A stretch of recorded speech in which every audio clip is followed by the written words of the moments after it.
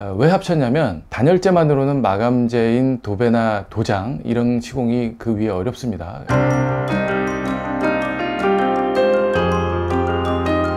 합지보드라는 거는 두 가지를 합쳐 놓은 판재를 얘기를 하는 건데, 단열재 플러스 석고보드 또는 단열재 플러스 CRC 보드, 이걸 얘기를 하고요. CRC 보드가 뭔지는 뒷장에서 바로 좀 말씀드릴게요. 왜 합쳤냐면 단열재만으로는 마감재인 도배나 도장 이런 시공이 그 위에 어렵습니다. 안 됩니다. 그래서 그 위에 뭔가 이 마감이 될 수 있는 석고보드나 CRC 보드를 붙여서 도장을 칠하든 도배를 하든 이렇게 마감을 하려고, 그래서 이제 합친 거죠.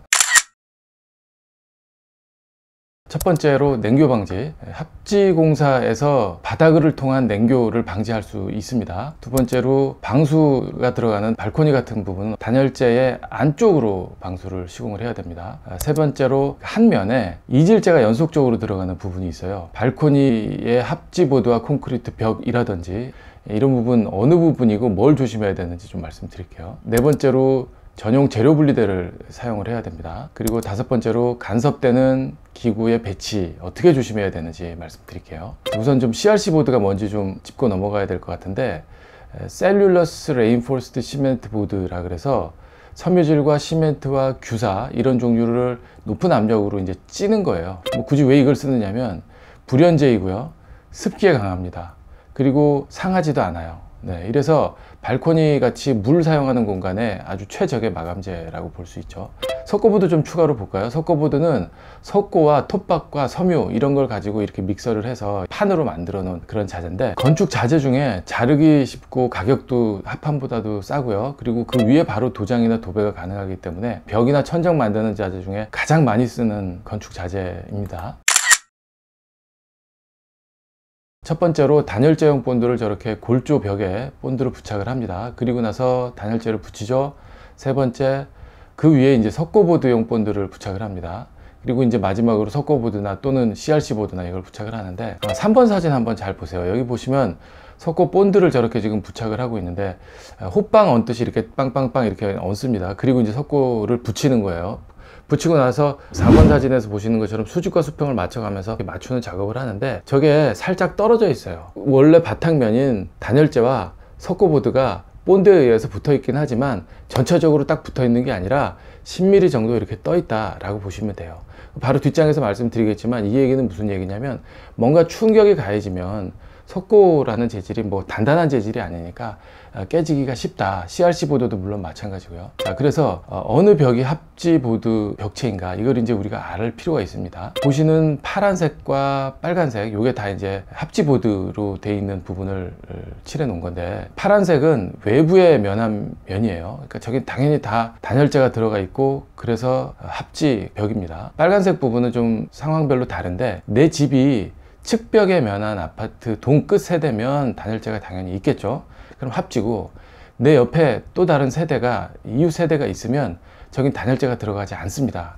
그러니까 그냥 골조 벽만 있는 거예요. 제가 합지면 얘기를 하면서 충격에 약하다라고 말씀드렸는데, 거기는 못을 박을 수가 없는 부분이에요. 합지면에는 굳이 뭐 못을 박아야 될 필요가 있다면 못을 뭐 박을 수는 있어요. 지금 보시는 사진대로 깊이 뚫습니다. 이런 번거로운 방법으로 뭐 우리가 못 하나 박자고 저렇게 할 수는 없잖아요. 못은 되도록이면 몰딩에 박아서 이렇게 와이어를 내려서 그림 걸듯이 이렇게 액자 거는 그런 장치가 있으니까 그걸 이제 사다가 하시면 좋겠고, 제가 굳이 뭐 못 박는 걸 예로 들어서 설명을 드리는데, 내 집 공간이 내구성이 있는지 없는지 이건 알아야겠죠. 왜냐하면 요즘 아이들 자동차 장난감 같은 것도만 봐도 이렇게 전동으로 움직이고 뭐 이런 것도 많고, 그리고 이사한다거나 뭐 짐을 좀 옮기면서 중량물이 이렇게 부딪힐 때 여기는 좀 특별히 조심해야 될 부분, 이런 거를 알고 있어야 되는 거죠. 냉교 방지. 지금 왼쪽 그림은 잘못된 거고 오른쪽은 제대로 시공된 겁니다. 저 빨간색 저거는 외벽 단열재라 그랬죠. 150mm. 저 단열재가 내려와서 바닥까지 저렇게 붙습니다. 그리고 바닥에는 층간 차음재와 기포 콘크리트, 이 두 가지 종류의 단열재가 바닥을 다 덮어서 벽체의 외부 단열재하고 서로 만나야 되는 거예요. 오른쪽의 그림처럼 이렇게 니은자로 서로 끊김없이 이렇게 만나야지 되는 거가 맞는 거예요. 그런데 석고보드가 그 바닥 부분까지 내려와 있으면 그 공간으로 왼쪽 그림처럼 이렇게 찬바람이 들어오는 거예요. 합지보드 공사인 석고보드는 바닥에서 띄워줘서 바닥에 두 가지 종류의 단열재가 옆에 벽체까지 가서 붙을 수 있도록 해줘야 된다 라는 말씀 드리는 거고, 이 층간 차음재는 12번 층간 차음재에서 좀 자세히 말씀드리도록 그렇게 하겠습니다. 지금 사진으로도 보세요. 저기 이제 층간 차음재가 벽에 저 빨간색 단열재에 가서 딱 붙어 있는 모습이고, 지금 저 위에 기포 콘크리트를 타설을 하면 저 틈새로 보이는 저 빨간 부분에까지 기포 콘크리트가 또 가서 붙습니다. 그러니까 두 가지 단열재가 다 벽체의 단열재와 붙는다. 저렇게 해야지 냉교 현상이 발생하지 않는다 라는 말씀이고요. 저렇게 만약에 냉교 방지가 제대로 안 돼 있다면 어떤 현상이 벌어지냐면, 저렇게 20mm 되는 틈 사이로 찬바람이 올라와서 벽을 타고 올라가면서 바닥에서 10cm 정도 높이 부분에 결로가 생기고 곰팡이가 핍니다. 만약에 뺑 둘러서 석고보드 자리에 이 바닥 부분으로 곰팡이가 핀다 라고 그러면 저렇게 바닥 단열재가 외벽 단열재와 붙지 않았다 라고 보시면 맞습니다.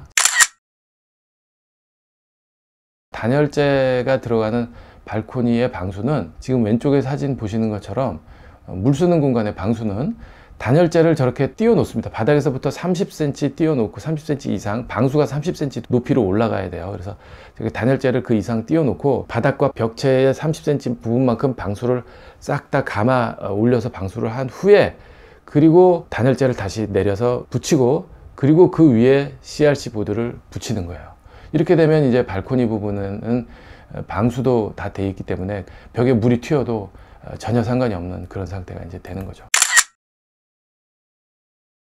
한 면에 이질재가 연속으로 붙는 경우가 있어요. 지금 저기 왼쪽이 콘크리트 벽이고 오른쪽이 이제 석고보드 벽입니다. 콘크리트 벽과 석고보드가 이제 연속으로 붙는데, 저 위에 바로 이제 도배가 시공이 되니까 어디가 콘크리트고 어디가 석고보드인지가 육안으로 보면 모른다고. 이렇게 물론 이렇게 톡톡 두드려 보고 이제 그 느낌을 알겠지만, 그 전에 석고보드가 시간이 지나면서 이제 건조 수축이 되면서 이렇게 들뜨는 현상이 나타나요. 맨 위에 부분과 맨 아랫 부분이 살짝 위로 뜰 수 있는 성질이 있어요. 그러면은 도배가 꼬이는 하자가 발생되는 거예요. 그래서 이렇게 해야 됩니다. 위에 30cm, 밑에 30cm는 별도로 들뜨지 못하게 전용 보강제가 있습니다. 테이프 같은 거예요. 전용 보강제로 튼튼하게 보강을 하고, 그리고 하얀색 도배 퍼티로 짱짱하게 저렇게 마무리를 한 후에, 그리고 나서 도배를 바르는 거예요. 도배지가 중간에 뜬다면 저 30cm 보강한 자리, 저게 이제 연약한 겁니다. 이 판재라고 하는 것이 시간이 지나면서 살짝 밴딩 현상이 이제 올 수도 있고, 그리고 모서리 부분은 아무래도 충격에 약할 수밖에 없습니다. 그래서 전용 재료 분리대가 다 있어요. 모서리처럼 이렇게 돌출된 부분은 기역자 모양의 재료 분리대를 저렇게 설치를 해야 되고요. 수평 연결 부분은 수평 재료 분리대를 저렇게 사용을 해야 됩니다. 이렇게 생긴 거죠. 수평 재료 분리대는 H자처럼 생긴 양쪽으로 CRC 보드를 끼워 넣는 그런 형태의 재료 분리대인 거예요. 그리고 외기에면한 창문에 들어가는 석고보드 쪽은 홈이 다 있어요.